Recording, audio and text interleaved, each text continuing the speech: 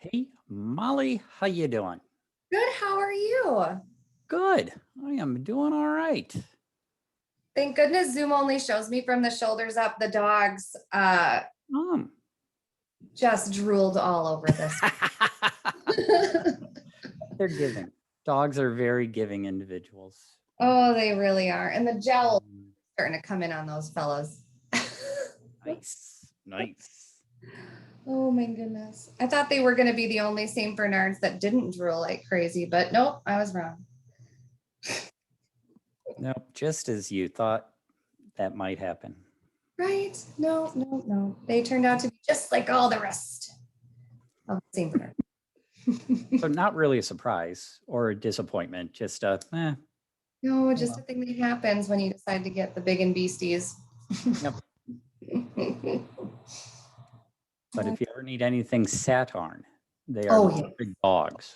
Yes. I think I've told you this. They're super good with kids on the spectrum. Mhm. They lean and they like to give that deep pressure. And yeah, ours when he gets frustrated and he slaps them, they like wag their tails. They think they're getting pets. You're like, fantastic. They might Nice. not like it when he gets bigger, but right now it's pets. Cool. Oh, I am going to just so you know I'm still here, and I will be back, uh, and it's fine. I just need to go help my wife get in some groceries, No so worries. it'll take I like just wanted 5 to minutes. test like lighting and all that, so I sign in early. Oh, No big there deal. you go. Sounds good. Yeah, if you could do the pre-production work, that'd be fantastic. Exactly. That's right. And like Okay. the makeup, because of some.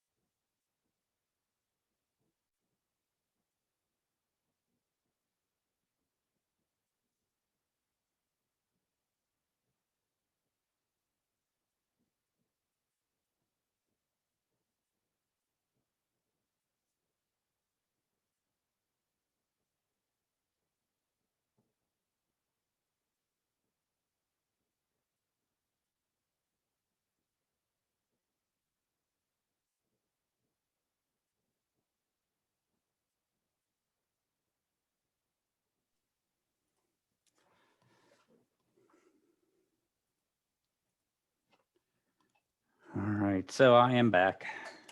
Hey, that was quick. Yeah.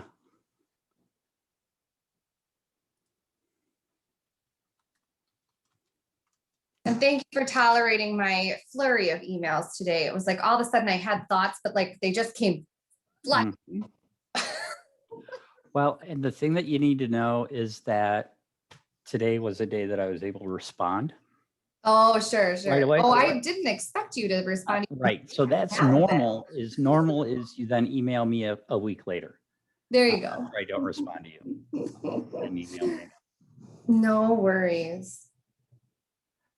So we do have 6 people that Ooh. have registered for tonight. So we'll see. I know we have one on. Welcome, Kristen. She beat me to it too, and she's here in my hometown. Awesome. Yeah, I'm wondering if Rachel told her did Rachel tell you, Kristen? Rachel is a consultant for the McFarland School District, and she had asked for the link to send to folks. Ah.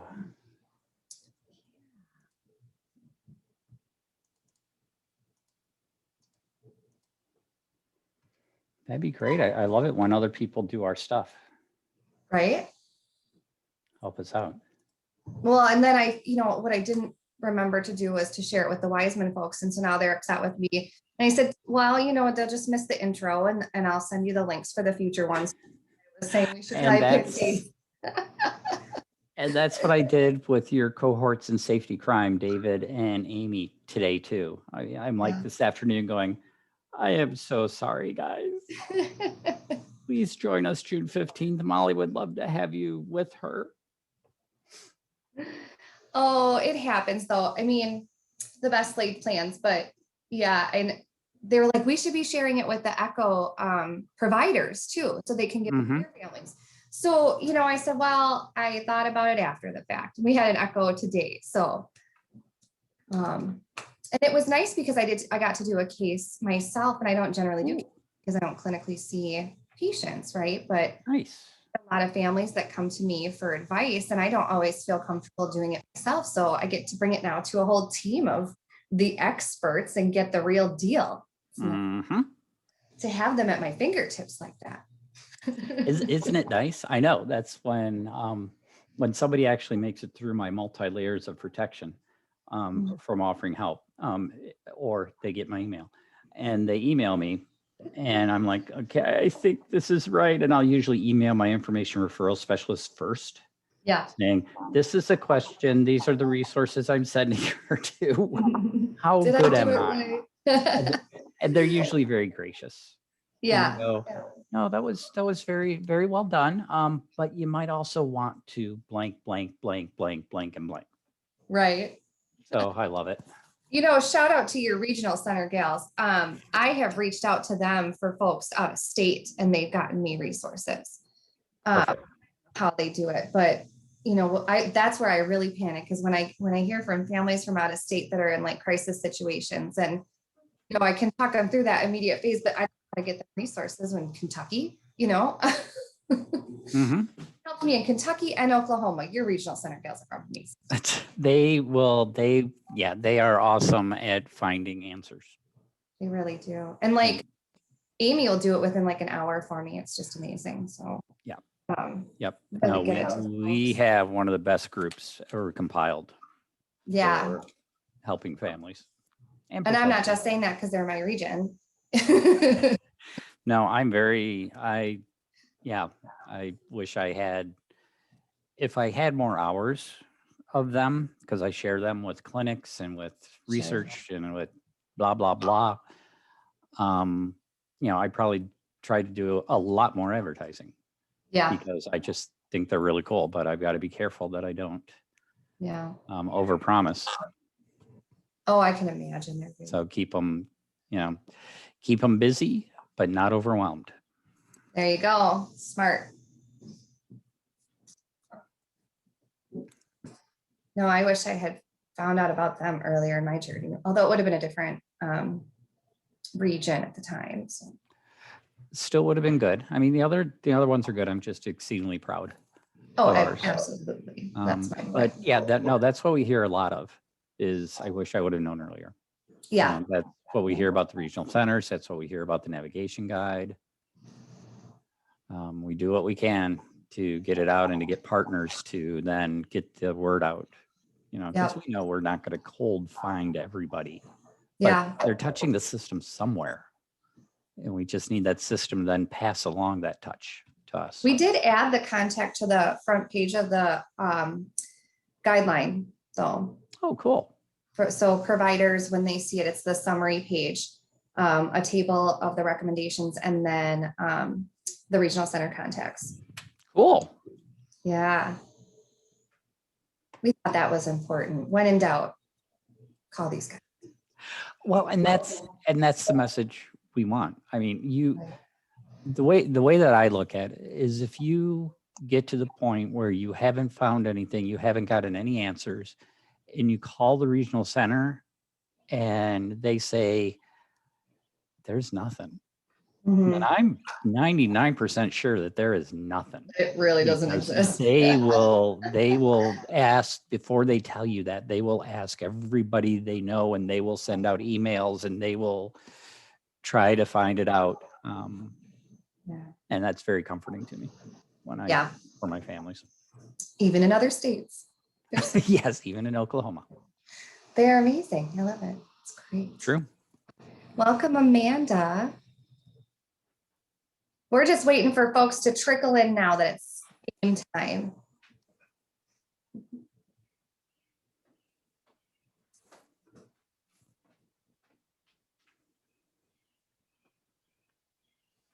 And, Molly, just so you know, I consider you now to be able, I now consider this to be a part where I don't really need to be here. I'm going to be here, but, so that's probably why I didn't offer or ask for any like introductions or anything. I can do it. Exactly. So you got it. So, I guess I'll do the general introduction so that it's down there, and then just hand it off to you. Sounds good. I can do that. All right. Do you want to wait a few more, or are you ready to go ahead and get in it? Do you gals mind if we wait just a couple more minutes? We have other registered users that are coming. Okay. Amanda says yay, and Kristen says yay. Love it. Awesome. Yeah, I'm very surprised, because there's a couple people that are like almost always here for anything we do. They show up. So I'm a little worried about them, actually, to tell you the truth. I'm gonna start texting. I may send out an email. There you go.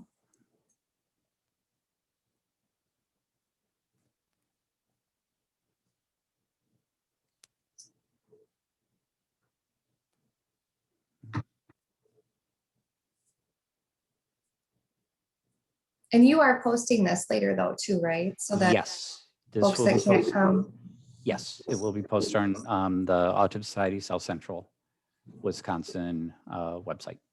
Perfect. They just don't get to ask any pertinent questions. Right. They have to hold their questions until they get to the end slide. Email probably is. Oh, shoot. Should I do that real quick? Or not. Some people don't like their email out there. It's fine. I don't. Oh, no, I want people to feel comfortable reaching out to me now.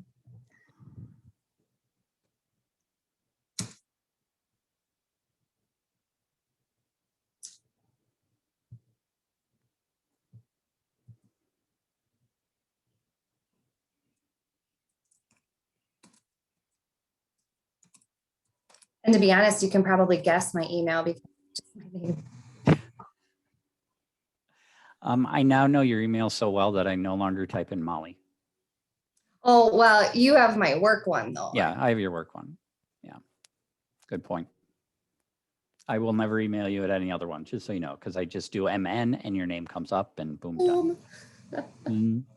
No, I would imagine you wouldn't.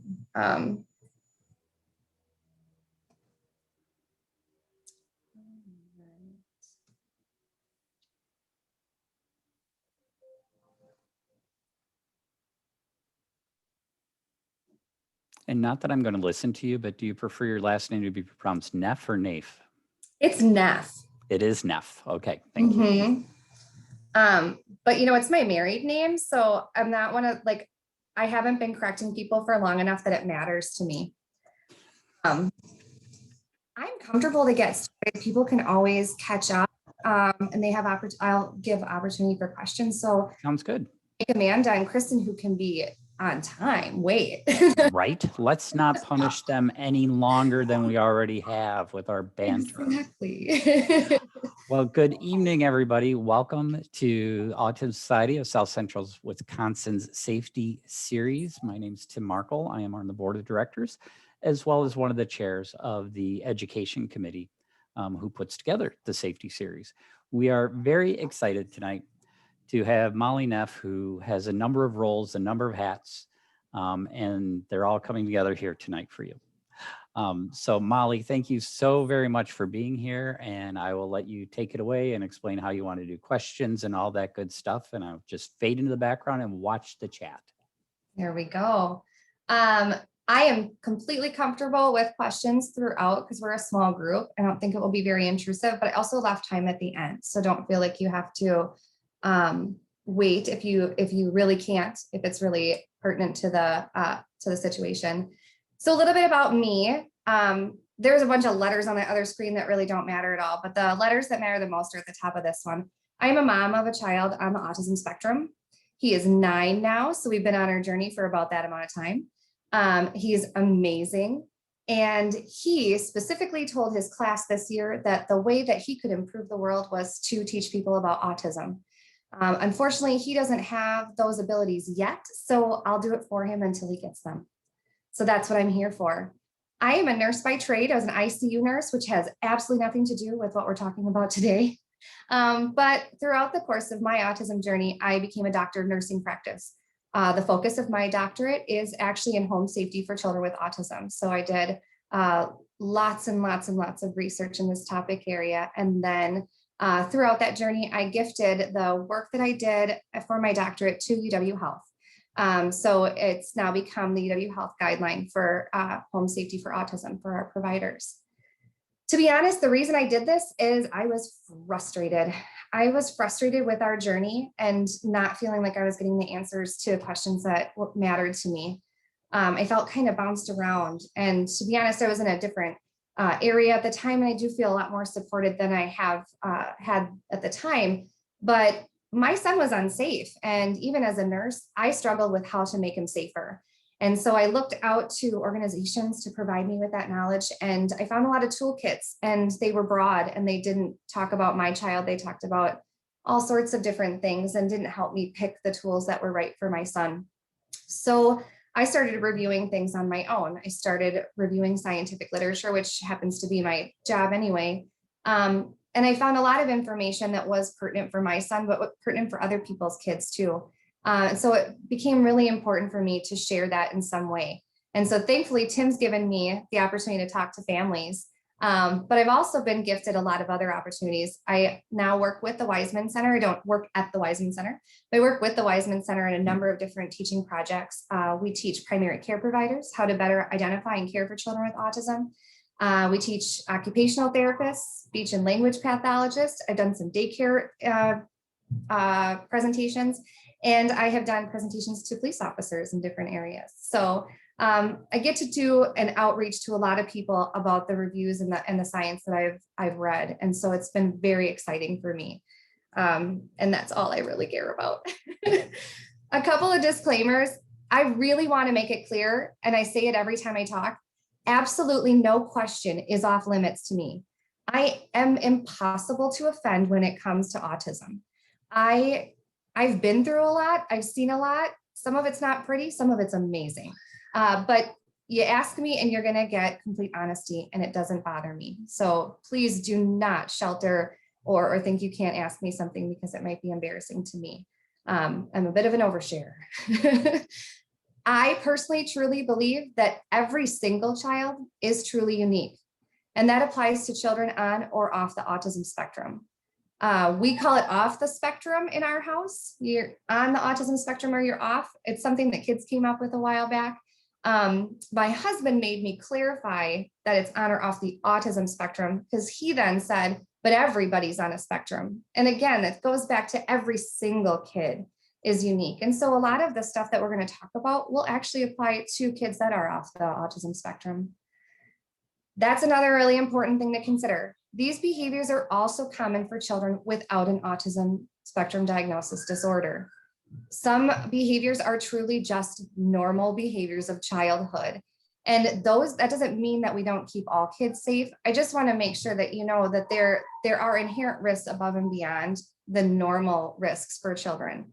Lots of kids get injuries, and we'll go into some of that today in this discussion about the frequency and the prevalence and behaviors that cause those risks. No interventions that we're going to talk about through this entire safety series replace the therapies that you've chosen for your child. They're meant to adjunct. They're meant to work with the therapies that you've chosen. They're not meant to replace your medical provider. And certainly there are things that you would want to talk to with your medical provider too. So I don't want you to think that because we've done this, we don't have to go to therapy. We don't have to go to our doctors. They're definitely the tried and true method, and you've chosen the right ones for your kid. The other disclaimer I want to make is that we in our household use people first language. And I want to make sure that I clarify that it is not intended to offend anybody in the community or any parents of anyone in the community. It is a personal choice that we have made because my son chose it for us. And we go based off of his rules when it comes to autism. He's the one with the diagnosis. He makes the autism rules. So at this current moment in his life, he has chosen people first language. So I do write and present in predominantly people first language. Again, not meant to offend. And if you'd like me to address you or your child in a different manner, I will truly do my best. He's just ingrained it into me. So, all right. So I want to start with the scary facts. This isn't meant to scare you off, but it's just meant to be honest. Some of the stuff I read wasn't really truly fun to read. But children with autism spectrum disorder are 40 times more likely to die from injury than the general population peers, 40 times. And so that's why I'm having this discussion. That's why it's important to me. And that's also why I can't get life insurance on my child. Every time they hear autism spectrum diagnosis, they will not get life insurance for us. And it makes sense, to be honest. If they're 40 times more likely to die from injury, then why would life insurance give me their business? That being said, then the mean age for someone with an autism diagnosis is 36.2, and the mean age for the general population is 72. 25% of children with autism make repeated ER visits.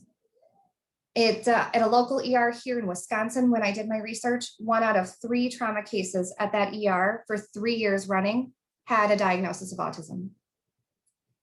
2 to 3 times more likely to experience maltreatment and or abuse. So those are the scary facts. Those are the frequencies with which these kids get injured or face emergency room visits or traumas.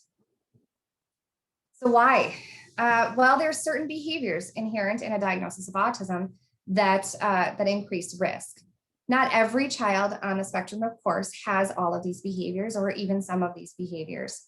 Impulsivity, hyperactivity, lack of awareness to the risk, and then their sensory challenges or differences actually do put them at an increased risk. Sometimes the sensory items that we choose to keep them safe can also, to keep them comfortable, can also make them unsafe. If they have sensory challenges with sound and they're wearing their headphones all the time, they may not hear traffic noise or other safety concerns. Most of them aren't that good, but it's something to consider when you're talking about being in a public place and trying to call out their name as well. There may be times for on or off with the headphones as well. The most common injuries that we're seeing over the 3-year period that we looked at, and then national data as well, is burns, cuts, or in the medical field, they will call it lacerations, drowning, and pica, which is the eating of non-food items. Pica is especially scary in our household because there is a fear that we will cause obstruction to the GI system. Things can get stuck in the intestines or the stomach. And then they can also perforate those and cause a surgical emergency depending on the item that's eaten. Not only that, but any item that has a chemical agent could cause burning of the mouth or esophagus as it goes down, and could cause metal poisonings or other poisonings in the body as well. Wandering elopement is the other super duper scary one in our house. And for a lot of parents, considering 49% of children with autism wander or elope. When I say wander, elope, run away, dash, dart, abscond is another apparently scientific term for it that I had to search when I was going through all this. Anytime the child leaves the vicinity that you have deemed as safe, and that can be challenging because the kids don't know your own personal boundaries. Essentially, it could mean leaving a room if you're in a public place. It could be, going further than what you're comfortable with. A family recently reached out to me. Their child darts, but then comes back and laughs, darts and then comes back and laughs. And so she wasn't really worried about it, but she was. And, she wanted to talk about how to address that behavior.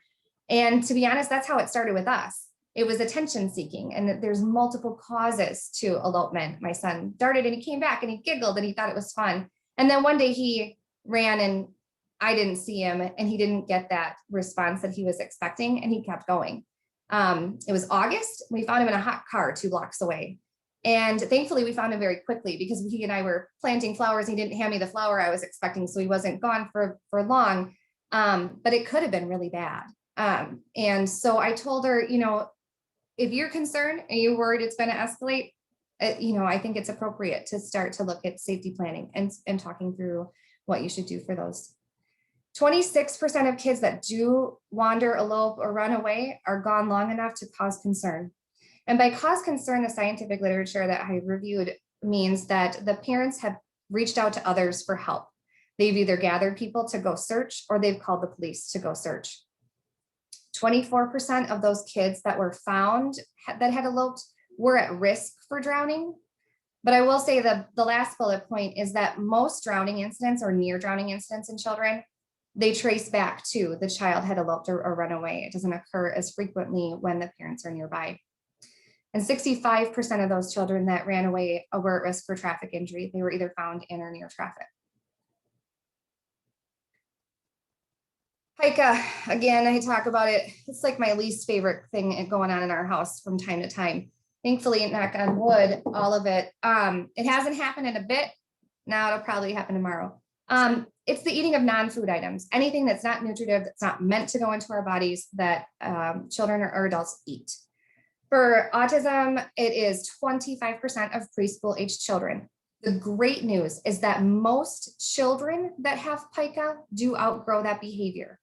And that is across, on or off the autism spectrum families. So that's the great news. The sad news is that you have to deal with it through it. And we're dealing with it still through the school age. I mentioned the risk for obstruction, and that's anytime the stomach is blocked up and this item can't pass, or perforation where it actually goes through the GI system, through the bowel or the stomach and leaks out into the body. And that is a surgical emergency. There's the risk for poisoning, as I mentioned. Ingesting of large amounts of soil even can have heavy metal poisonings. Not to mention sometimes dogs go in soil, so there's that. And then there's the risk of concern for your standard home chemicals, batteries, magnets. I read a terrible case of magnets where they swallowed 2 and they actually stuck together within the abdomen. It became a surgical emergency. So anytime that a child eats non-food items, it is very scary. In our house, we've gone through a lot of interesting non-food items that have been consumed. Poison control knows me very well. And we have gone as far as changing all of our cleaning products to be either non-consumable or plant-based. But we've eaten Play-Doh, passes through, no problem. Phloem, if you're not familiar, tiny pieces of styrofoam stuck together with putty. That one I didn't call poison control because the nurse in me was like, it's going to expand in his stomach and it's going to be terrible. So that was emergently to the ER, where they told me that they call poison control, and that apparently passes most of the time. But we got a clean out, so that was fun. And it's colorful. And so afterwards, the doc, when we all calmed down, cracked a really funny joke about how beautiful this was going to be on our way home. We've eaten large amounts of sand, rocks, lots and lots of sand, crayons, wood pieces. And then during the beginning of COVID, when we were experiencing some regression and some challenges, my son actually opened up our sofa and began to eat the stuffing from inside. So we've unfortunately run the gamut on Pica. Nothing's off limits in Pica. See, and also if you're going to ask me those questions, nothing is off limits for what I'm willing to share about what we've been through. Repetitive behaviors. We know these as tics, stims, the funny things our kids do with their hands or feet or other body parts. Most of these are benign and will not cause injury. Hand flapping rarely causes injury, but some can actually cause injury. And you'd be interested to think of how many benign behaviors can do so. Occasionally my son goes through tics where he repeatedly licks his lips and the skin around his mouth until it cracks and bleeds and opens up and puts him at risk for infections and other, anytime the skin breaks, you're at risk for infection. And so that always worries me when I see him lick to that extreme. And, I worry about that. So some repetitive behaviors do not need to be addressed, but skin picking, hair pulling, scratching, biting, sometimes they do self-injurious behaviors, which is seen in 29% of kids with autism spectrum. And that's really any behavior that is purposely done with harm. This is seen in as many as 79% of children with autism. In fact, it's one of the diagnostic criteria for autism. So I don't know why it's not 100, to be honest. I guess you don't have to. But repetitive behaviors can sometimes be challenging. It's in this one, but it's really more related to other behaviors, but sensory differences are seen in 35% of children with autism spectrum diagnosis. And those that are the most concerning for me when I've read and talked about safety is differences in heat perception, pain perception, and cold perception. And I use the term perception, but it really truly isn't that. What often they've found happens with kids, and this is based on EMG and MRI evidence, is that it's not that they don't perceive or feel those senses, they don't react to them, or they don't feel them in the same way. They may not feel it as pain or heat. They may feel it as a tickle or other, but there's a feeling that occurs. And that was kind of scary to me because, to be honest, we have these going on in our home. My son is so unreactive to heat that he frequently, while we're cooking, will stick his hand into very hot pots to pull out food as it cooks. His hands come out burned and he doesn't respond or react or stop. And so that's really concerning. Pain, my husband reminded me of this one last night when we were going through this presentation. You have to tell them about that time we found that large pool of blood in our house. Okay, I'll tell them about that time. So we had very, very dark wood floors, and all of a sudden we noticed this very large pool of blood on the floor in our bathroom, which is a lighter color, and we could see. And then I started looking closely, and there was actually a trail throughout our entire home. Lots and lots of blood. And I was amazed because, who is bleeding like this and not telling us? This is before we had any animals or anything like that. So I'm head to toe checking the kids, and I find a very large hole in the bottom of my son's foot. And he is walking around the house, making absolutely nobody aware. We have no idea when it occurred. And nor do we know when it stopped. By then it had stopped bleeding, but there was blood everywhere. But absolutely no idea when that happened. And he continued to walk on it, no limping, everything was normal. And then the cold, I'm not even sure about this one, but what concerns me the most about this is for those children that wander or low and are exposed to the elements. Every single year when it comes coat time, my son does not want to start putting on his coat. And we have to go through social stories and planning and transitioning for the seasons. And every year from childcare providers, I hear when he's cold enough, he'll put it on. Yeah, he will not. He will not put it on no matter how cold he is. So we do have to encourage and zip, and we have to put it back on, and we have to verbally tell him.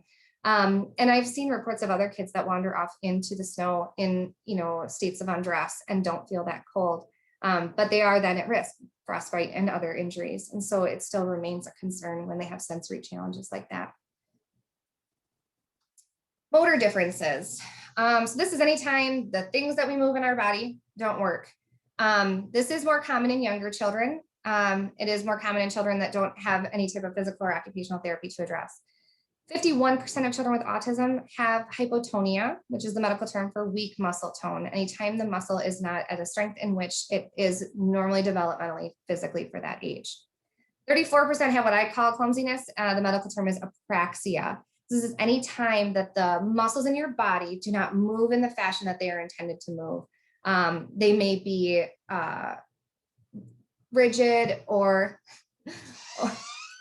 well, hello. Hi, Kai.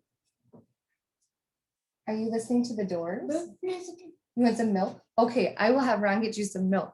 We'll get him some milk. Anytime that they are uncoordinated, and this is seen in kids that trip a lot while standardly walking. Sorry, I'm just gonna text the husband to get that kid some milk. Ron's gonna get you some milk. Okay, thank you. So it's seen in these kids that just stumble and fall down. It's seen in these kids that, it's also seen in kids that just may not be able to hold a pencil or scissors in appropriate fashion. So 34% of kids have this apraxia or clumsiness. 9% do have severe motor delay. And that can be children that may not be able to walk, may not be able to sit on their own without support, may able not to carry out the activities of daily living. So what does all of this prevalence and all these numbers mean? And why am I just putting the fear of God into you? Can our kids be safer? I truly, absolutely believe we can make them safer. We're going to give a number of different series where I break down all of these different areas and talk about the things that are scientifically proven to keep them safer. Part of that research was not only going out and finding out how scary the world is for our kids and how scary the ER visits are for our kids, but really finding out, now that we know what behaviors cause this increased risk, what can we do about those behaviors that can make children safer? So I did a 10 years back into the history of the science on it, literature review of all sorts of different medical, speech and occupational therapy, physical therapy, all of the specialties, including just social research, to see what has science shown can keep our kids safer. I've also then pulled together large groups of providers, nurses, folks at the Southern Regional Center who have had experience in some of these areas. And so there are a number of different things for each of these risk categories that we can start to talk about and identify. What I wanted to have you identify here is that there are so many different behaviors that may or may not be present in your child. And if they are, those are the behaviors you should focus on when it comes to safety. You go to these toolkits and they just tell you all of these devices that you can put onto your home to keep them safe. If they don't have those behaviors, they become somewhat intrusive to your home. And those are the other things you need to balance when you're talking about choosing which safety interventions are appropriate for your home, is you're going to have to put up with them too. You can put all the fancy doors and locks and childproofing on your home, but then you have to fumble through them to live and operate. And so if that isn't a risk or safety concern for your child, you end up getting frustrated with your own home. So we want it livable. We still want to be all comfortable in it, but we do want it safe.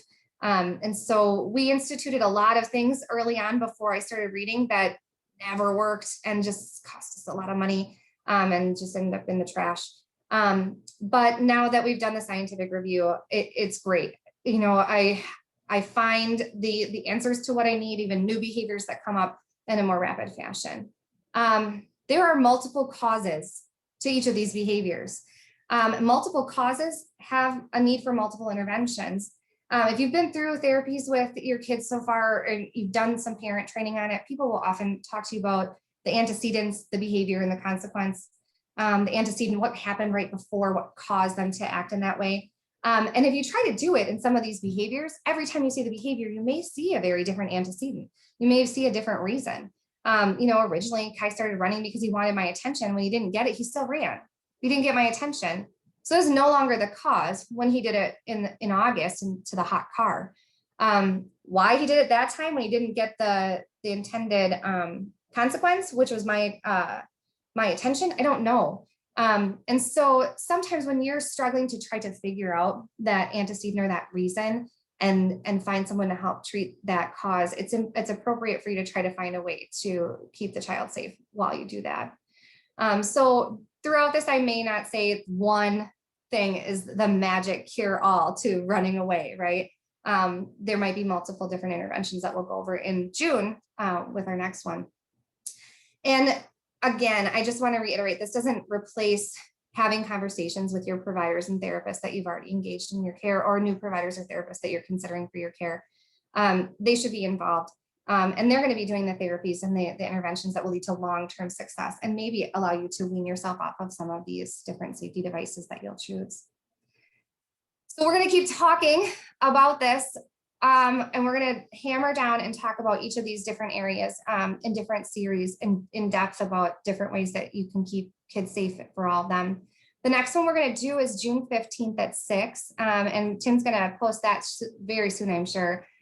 Summer safety. And so what I want to focus on there, because it's very timely, is the drowning and elopement. Running away in the summer, I think, is very dangerous. We should probably revisit it in the winter, because to be honest, it's also another dangerous time, but we'll talk about that later. We're only doing 4 series so far. How to manage heat, how to manage travel, and how to manage overall safety planning we'll discuss on June 15th. The one following that, we're going to focus really in on repetitive behaviors, those motor activities, interventions, and this general home safety, the random things like pills, sharps, balls. And then the last one, we're going to talk about Pica and some mood interventions, some different things that happy kids are safe kids, to be honest. Lots of research on that, trust me. But we will focus on Pica and mood interventions at that one. And again, I got lots of Pica stuff I can talk to you about. So this is the time that I wanted to give to you guys to ask any questions. There is a rule. I have so many rules in this house. Most of them are clearly posted with pictures next to them. But nothing is off limits. Please go to town. If you are uncomfortable sharing in this forum, my email address is here and you can reach out to me individually, and I definitely respond to it, especially if it's a parent or somebody from the community. You're definitely getting a response from me. But if you have any questions that you're comfortable asking here and now and in the moment, this is your time.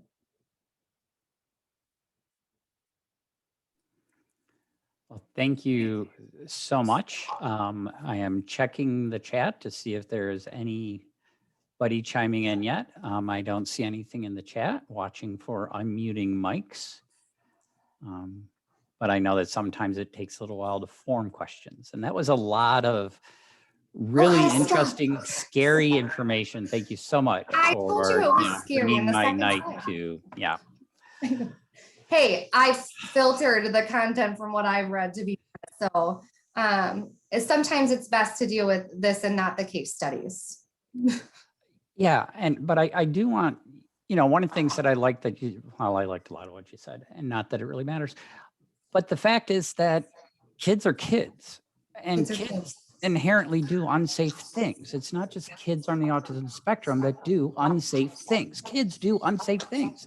They just don't understand safety yet. That's part of the growth. That's part of the teaching.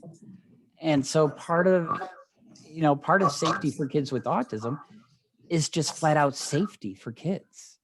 And that can be really hard. It is. And I think one of the things that frustrates me is that it's a hard concept with oftentimes our daycare providers, our nannies, our teachers. And when, in my experience, and hopefully it's not the experience of everyone, when they see the diagnosis, they will automatically assume it's that. Our most recent daycare provider has been amazing. When we experience some minorly unsafe things in their environment, they're like, you know what? Other kids that age have done it. And it was so much more comforting to me than the experience I had before. We were actually, to be honest, kicked out of a daycare on Christmas Day. Effective immediately, we couldn't come back the next day, which happened to be his next day back from vacation, because strongly that he might possibly run away from their daycare. He had not done it yet. He had not done it even once, even a little bit at their daycare setting. And I had come in and installed additional safety alarms and safety devices within their daycare at my own cost to help keep him safe. And they had also offered through the Children's Long-Term Support Waiver to provide them with money for an extra staff person. So I had planned, for this as a possibility. It didn't stop people from being so uncomfortable with that diagnosis and some of these behaviors. So I think that's the other challenge. One of the things I've learned, it'll come up over and over again in the next couple of series, is overly communicating with those that take care of our children. so that we can avoid some of these. And even in circumstances when you do, people may judge. So when you say you seem to make it clear, nothing's off limits, go to town. And so Do it. even though we know that you're going to be digging a little bit deeper into some other topics, if there are questions that you have right now, please feel free. You don't have to wait. If you have a question about Pica, you do not have to wait for the Pica Nope. presentation, or which that's another one that just really interests me, because it then pulls into the, is this autism? Yeah. Or is it something else?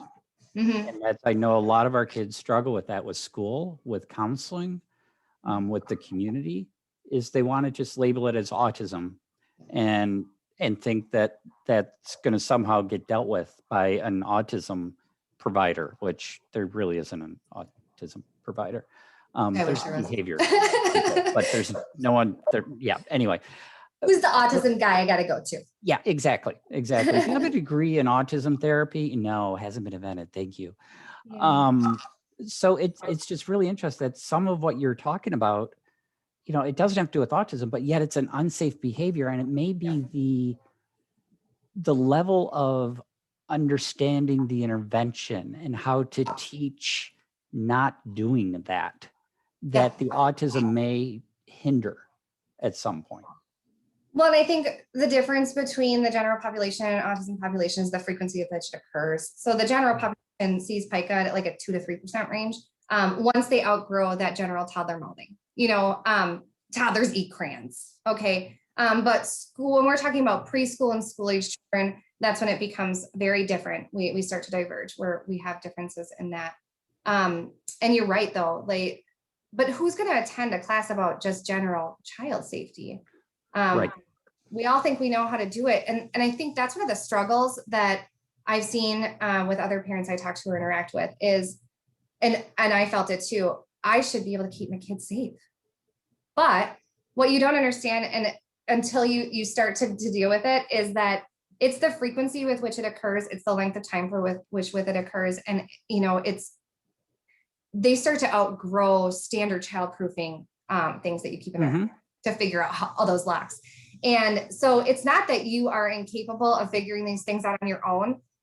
It's that there truly needed to be scientists to work on this and to study these behaviors, to say like what actually keeps kids safe in childproofing years. And I remember a mom I met at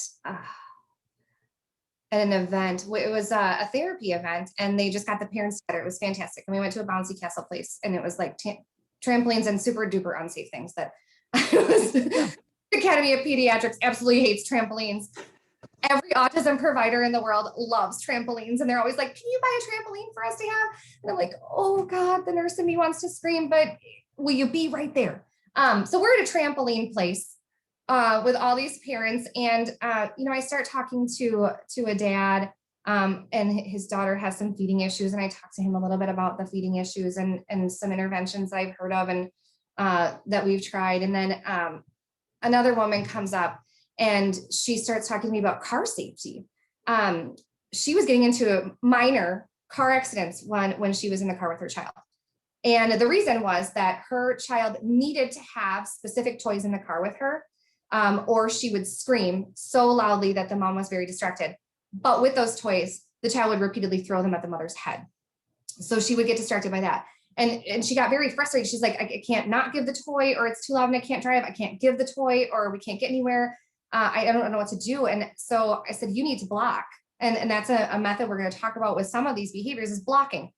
Simply putting up a barrier between that child. Blocking is a scientifically proven method for a lot of these different behaviors. You need a net between you and the child. That toy is going to come. It's going to bounce back. It's never going to hit you in the head. She's not going to scream.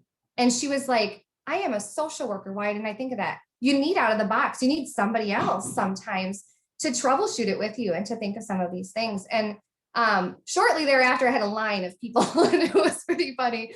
I heard you can solve all of our problems. I was like, that is far from true.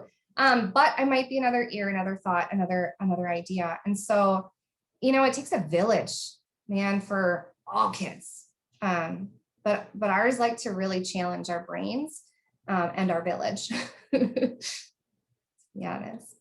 Well, and that's that thinking, I love that thinking outside the box, not just sitting there going, well, let's get the kid into some therapy and figure out why they're throwing. Well, let's see first if we could just make it a safe environment and then see what happens with the behavior, because maybe it's going to be one of those behaviors that it extinguishes itself, or that it turns out it's really not that unsafe and it's really not that bothersome. If that's the only place she's throwing stuff around, who is it affecting?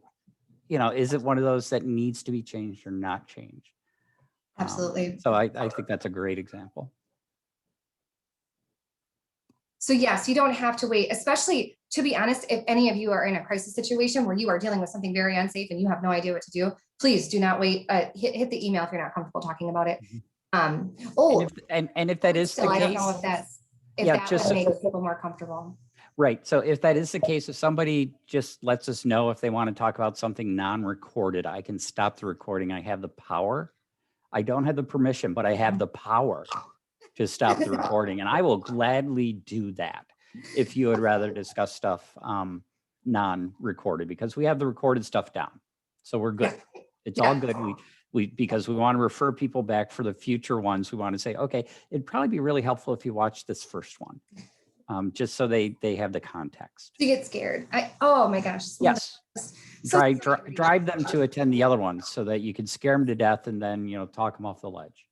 It was honestly the not getting life insurance thing that had my husband in a tizzy. He was so upset. But I said, I think there might be a reason, honey. And then and then you looked at the statistics. And then I read and I read and I read. I just never stopped reading. Yeah.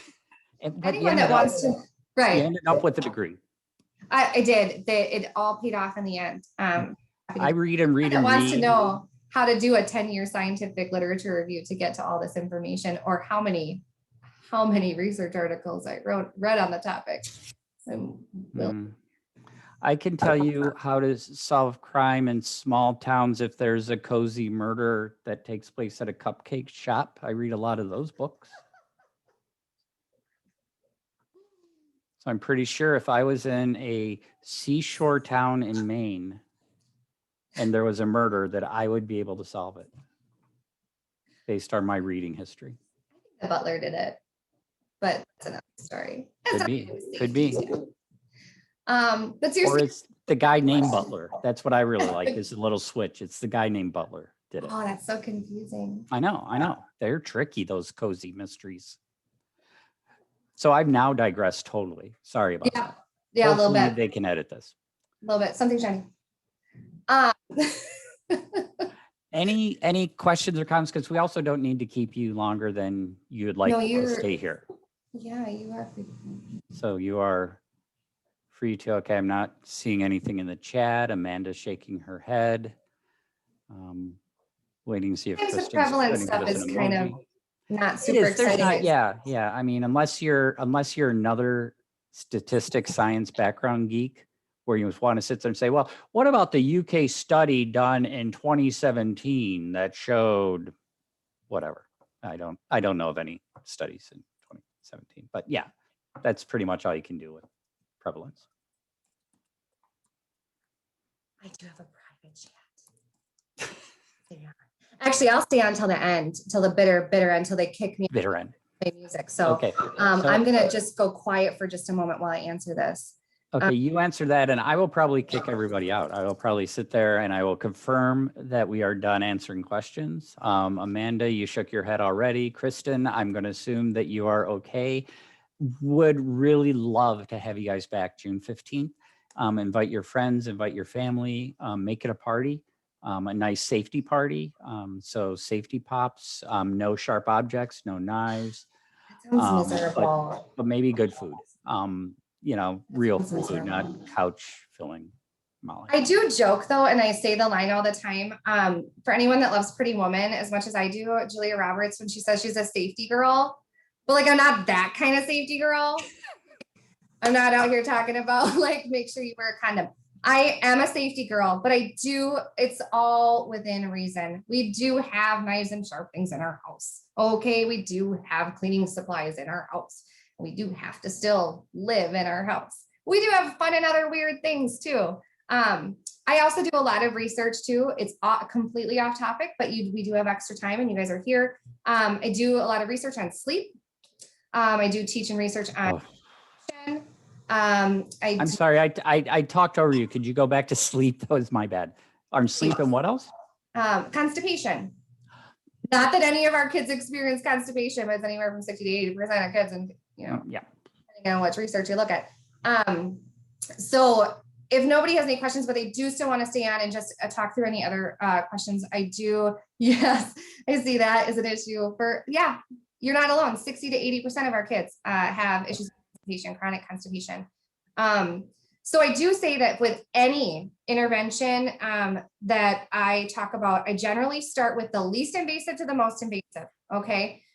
So when we're talking constipation, one of the things I like for parents to think about or consider, and it's kind of a pain in the butt, is to start with food diaries. Really absolutely write down everything your kid is eating, including the quantity. Sometimes you will find that within there are hidden little triggers, especially if they go to daycares or schools. My son started getting constipation when he went to school. And when I started looking at foods that he was eating, I found that he was getting 9 dairy products, milks or cheeses or yogurts per day.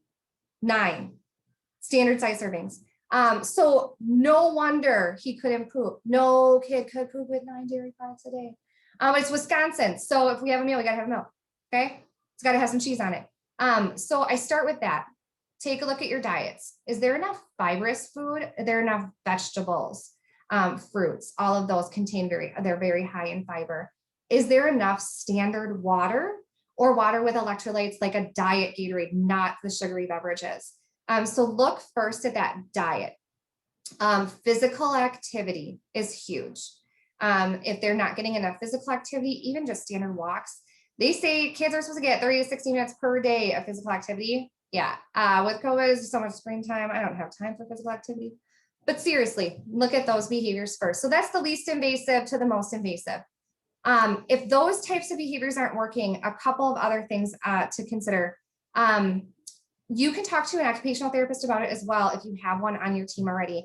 But they do bowel training programs where you sit with your child on the toilet in the seated position for periods of time, extended periods of time until they're comfortable going.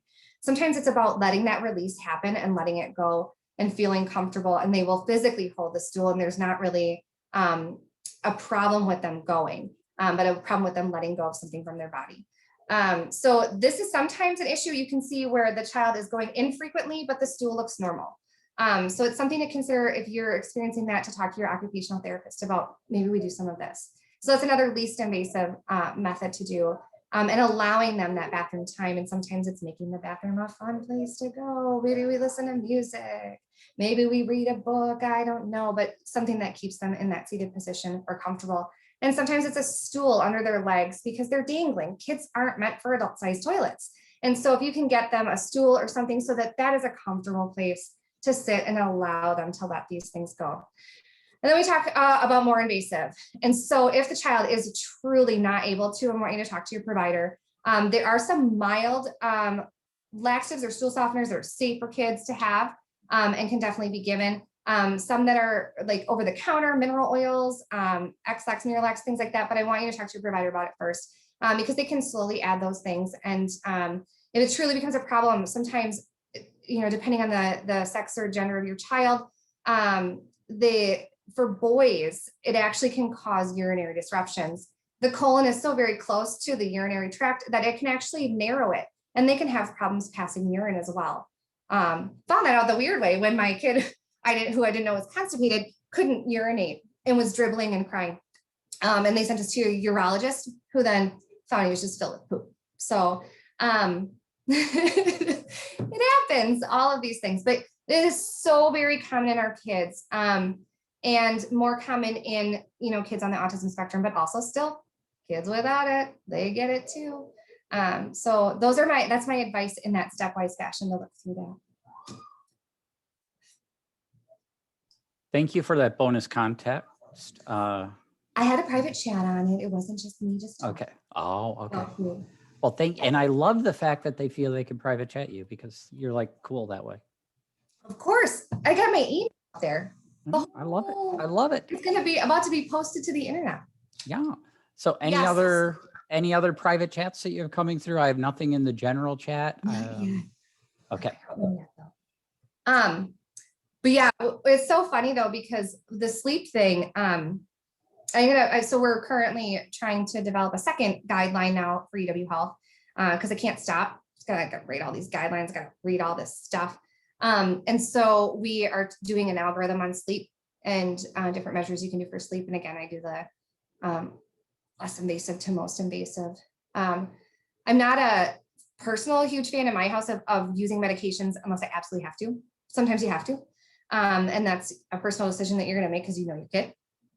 But you're going to make it with your provider. But I also, it's kind of like a nursing process where we start with least invasive to most invasive when we're talking about interventions too. I like being a nurse.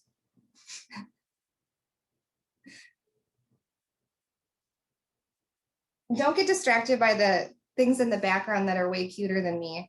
They do Zoom bomb and try to steal the show and request milk, but so nice that he verbally told me. He did get the milk. I got confirmation, text confirmation that he did receive his milk, so he is not waiting for something. Amanda, you don't have any questions?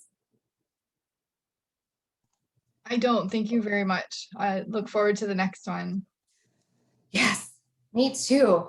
I think I'll be interested in the swimming, drowning, that type. Because my son is just 4, so we're just starting to get into the, swimming lessons and stuff like that. So good. Well, you're done. That's all the interventions I've had. No, fantastic. And to be honest, like swimming was one of those things I didn't think about to worry because my son was such a strong swimmer so early on, and he was like instantly out of water wings. And to be honest, the way we found out he could swim, we were still putting him in the puddle jumpers we used. It's like the foam on the front and then it's water wings on top of it. So not like in the 80s where we just had the super sticky water wings that burned you and that hurt. We had gone on vacation to the Bahamas. It's amazing. And I was pregnant with my second, and he was too fast. He ran out into the ocean without his puddle jumper, and I'm chasing after him, hugely pregnant and very winded. And all of a sudden he just hit to the point where his legs didn't touch and he just started swimming in the ocean. And I was like, wow, holy cats. And he was 2 and he's just little waves coming by. He didn't care. And so I honestly didn't think about swimming as a big concern. And then we went on vacation to Arkansas. And what did my son do in a no swimming area while we were all fishing and we were trying to get him to learn the fishing thing? I'm putting the worm on the hook. And he had jumped off a dam into a no swimming area and sank. And thank God I saw him, and this big, huge, very tough, scary looking biker dude saw him, and both of us plunge our arms in and just reach up and grab him. And I don't know if he would have been okay or not, but like, I wasn't going to wait and see. And that was the time where I was like, swim lessons, forget this. Like, I don't care if you swim in oceans, you don't swim in dark, murky dams. Oh, but they have no fear and they love the water. And, I wish I could teach him he has no fear. It's not even a word in his vocabulary. And I just wish I could teach him to be scared of certain things. And they're, depending on the water, there's very scary. There's very little scary about water, right? I mean, it's clear, it looks cool, there's neat stuff in it. What's there to be afraid of? Sparkles, it's gorgeous. Yeah, but this was black, gross. And I didn't want to put my hand in it, but I did. He's still here. But to be honest, 2 days later, we were at a water park. You know that toilet flusher, that big giant funnel that ends in like a 6-foot deep pool of chaos. And as an adult swimmer, you're like, oh my God, where's the top? And it's so uncomfortable. My husband actually put my son down that. And they were in line and it split off into 2 and he didn't know which one was called which. And so it wasn't until it was like after he was on the side that he suddenly looked down and he saw the funnel and he ran to the bottom and waited, and Kai plunged and he got up and he swam to the side. So he probably would have been fine in the dam, But then my husband comes panic to me. I almost killed him.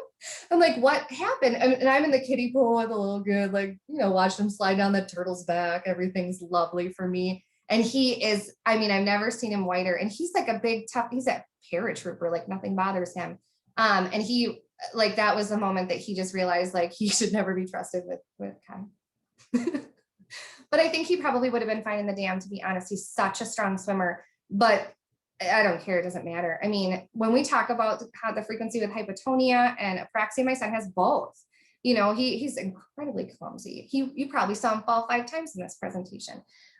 So you might have, I know you're left, but it's true. So yes, we will talk about additional swim safety stuff. Not just swim safety, but like any standing water, the buckets when you're filling the squirt guns, don't leave it out at night. The kiddie pools and that type of thing. Like, I'm a big proponent of dumping them. Don't leave the toys in there, it tracks them, especially if you have your own pool, which can be scary too, but you can do it in a safe way. You can make it safe. So we will definitely talk about that. In general, running away is my favorite one. I'll bring up running away every time. So June 15th, we'll come back. We'll talk about running away and making things safe. Yes. All right. Well, I think that is good for tonight. In other words, I am now exceedingly hungry, so I'm going to go have some dinner. It's all about dinner. In case you guys haven't figured that out yet. I'm about to go to bed. Thank you, I'm not Mom. lying. Thank you, Kristen. Thanks for being here tonight. We'll let you know when the recording's available so that you know how to rewatch it. So that'll just take a couple of days, possibly next week because someone is out of the office this week. But we'll let you know so that you have it and it'll get posted and all that good stuff. Would it be helpful, Amanda, and Krista, would you guys like the PowerPoint? Because we can make that into a PDF and send it out to you if you want the ugly facts. That's not a problem. I can look it up if you're recording it, it's fine. Mm-hmm. Okay. And I can email it to anybody that wants it too. Yeah. So just really quickly, private message Molly and she'll get it to you. I do have the autism guideline that we give to TW Health is publicly facing. I can share that information for you as well, for your primary care providers. So I have an external link, so it's not like I have to give you my internet password or anything like that, which I won't do in case any TW Health is listening. No, never do that. Not absolutely no. No, I would never. Not even my husband knows it. That's right. That's right. But absolutely, all of that information is yours. Anything I have is yours. If you want, I still have all the files on paper of what I read for the guideline too, because I like to highlight. Thank you so much, ladies, for coming. Please let me know if you have any questions. Thank you very much. Crisis. Have a good night.